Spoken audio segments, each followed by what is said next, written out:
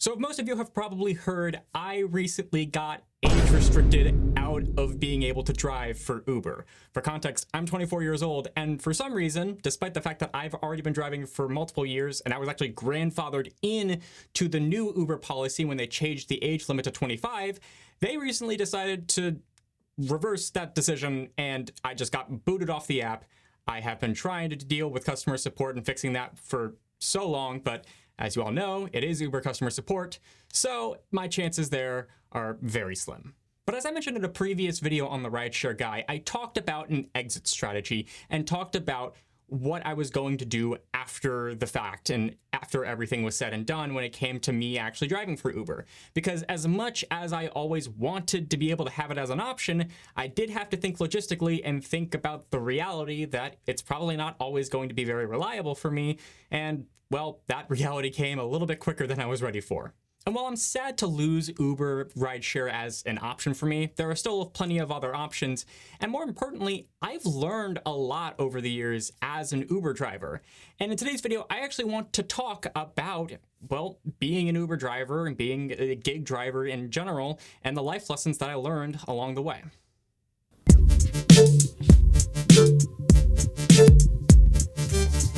Hey everyone, it's Kian for the Rideshare guy, pronounced Kian. And guys, this is going to be a big transition for me in my life because as of 2026, I will no longer be making gig economy related content or rideshare content.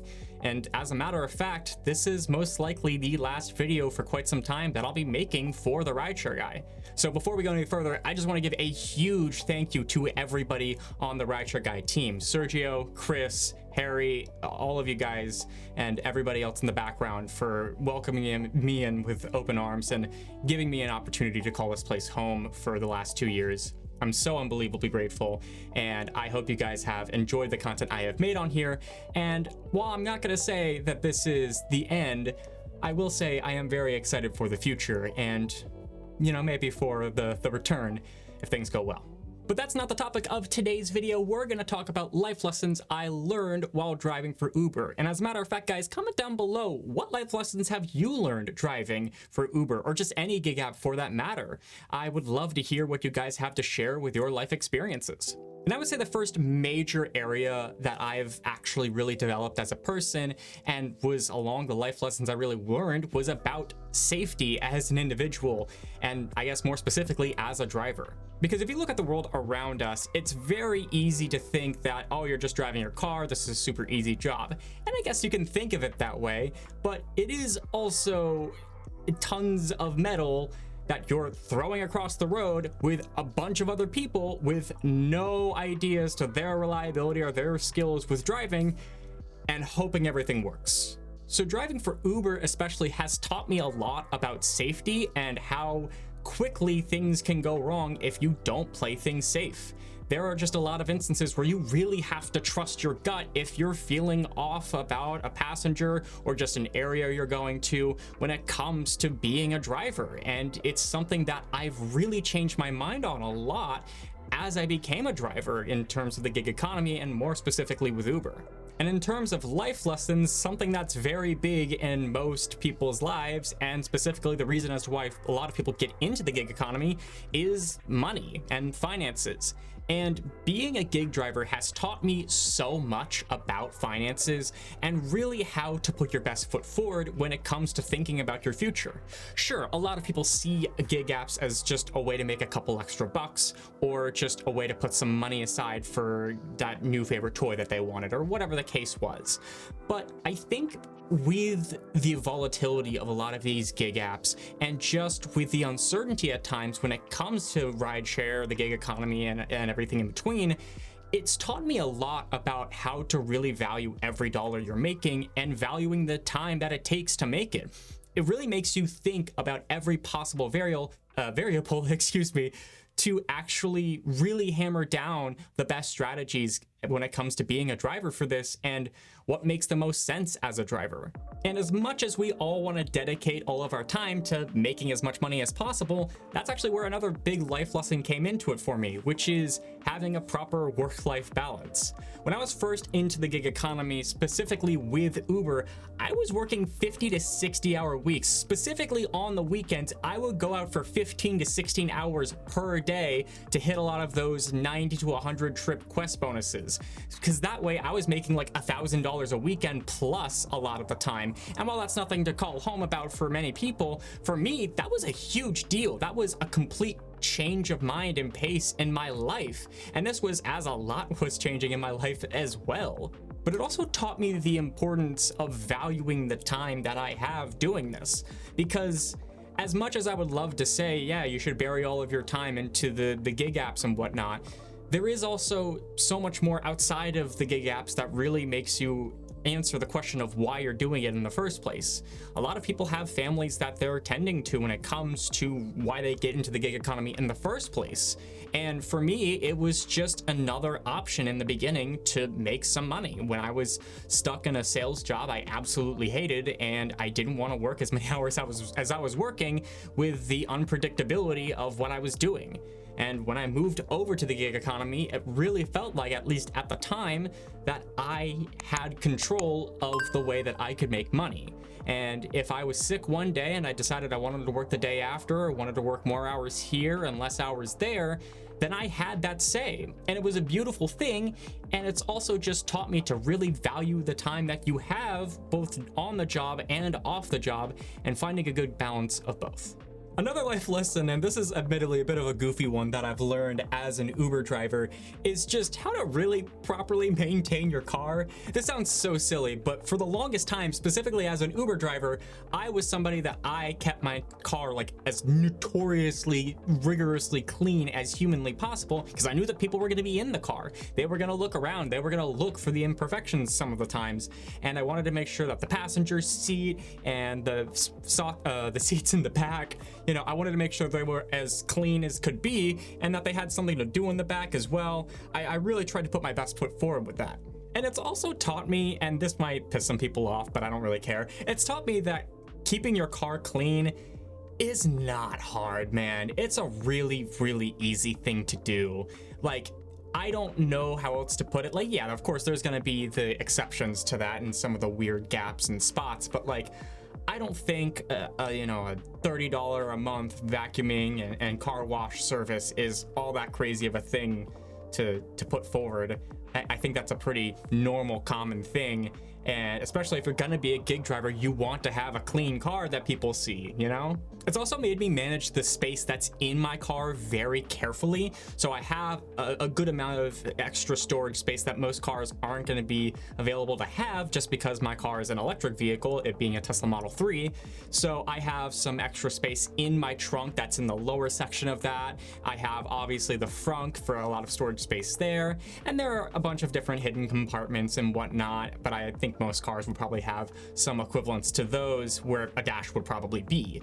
So it's just made me really analyze the spaces of where I actually have storage there and treat it with care, and also just keep a proper mind of keeping all of that space available if it's needed. And I think the final big thing I'll talk about in today's video from life lessons is the job security and having the power as a gig driver, as I mentioned previously, or, well, lack thereof.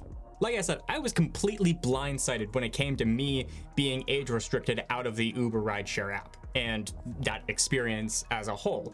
And I tried basically everything I could think of that I could to my disposal in order to actually get me back up and running. Keep in mind, I have a very large following, both on my own YouTube channel, and of course I have a lot of connections with the rideshare guy, and I still wasn't able to get that cleared and get back to driving. That's still something that was just unavailable for me to do, which is insane because I've made so many videos, good, critical and not so critical, about Uber as a platform. And even that wasn't enough to really have anything in my say to actually get me back on the platform.